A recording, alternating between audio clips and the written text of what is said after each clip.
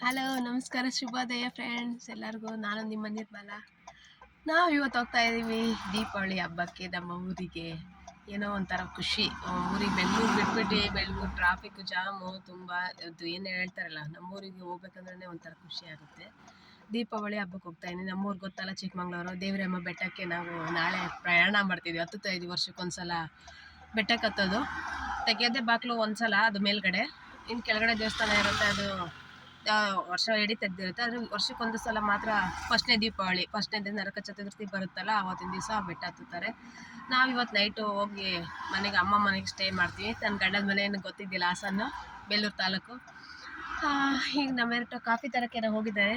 ನಾವು ಆಲ್ಮೋಸ್ಟ್ ಅಲ್ಲಿ ಫುಟ್ಪಾತಲ್ಲಿ ತೊಳೋದು, ಯಾಕೆಂದರೆ ಬಡವರೆಲ್ಲ ಇರ್ತಾರಲ್ಲ, ಅವರಿಗೆಲ್ಲ ಹೆಲ್ಪ್ ಆಗಲಿ ಅಂತ. ತುಂಬ ದೊಡ್ಡ ದೊಡ್ಡ ಹೋಟ್ಲುಗಳಿಗೆ ಹೋದರೆ ಎಲ್ಲ ತುಂಬ ದುಡ್ಡಿರೋರಿಗೆ ಹೆಲ್ಪ್ ಆಗುತ್ತೆ, ಬಡವ್ರಿಗೂ ಸ್ವಲ್ಪ ಸಹಾಯ ಆಗಲಿ ಅಂತ ನಾವು ಯಾವಾಗಲೂ ಫುಟ್ಪಾತಲ್ಲೇ ತೊಗೊಳೋದು. ಎಲ್ಲರಿಗೂ ಸ್ವಲ್ಪ ಮಿಡಲ್ ಕ್ಲಾಸ್ ಎಲ್ಲರಿಗೂ ಹೆಲ್ಪ್ ಆಗಲಿ ಅಂತ ಅಷ್ಟೇ, ಒಂದು ಸಹಾಯ. ಅಷ್ಟು ಬಿಟ್ಟರೆ ಏನಿಲ್ಲ. ಹೋಗ್ತಾನೆ ನಾಳೆ ವೀಡಿಯೋ ಮಾಡ್ತೀನಿ. ಮತ್ತು ಅಮ್ಮನ ಮನೆ ಟೂರ್ ಮಾಡ್ಬೇಕಂತ ಇದ್ದೀನಿ. ನನ್ನ ತಂಗಿರೆಲ್ಲ ಬರ್ತಾ ಇದ್ದಾರೆ. ಒಂಥರ ಖುಷಿ ಇದೆ. ನಮ್ಮದು ಐರಾವತ ಗಾಡಿ, ಹೊಸ ಗಾಡೀಲಿ ಹೋಗ್ತಾ ಇದ್ದೀವಿ.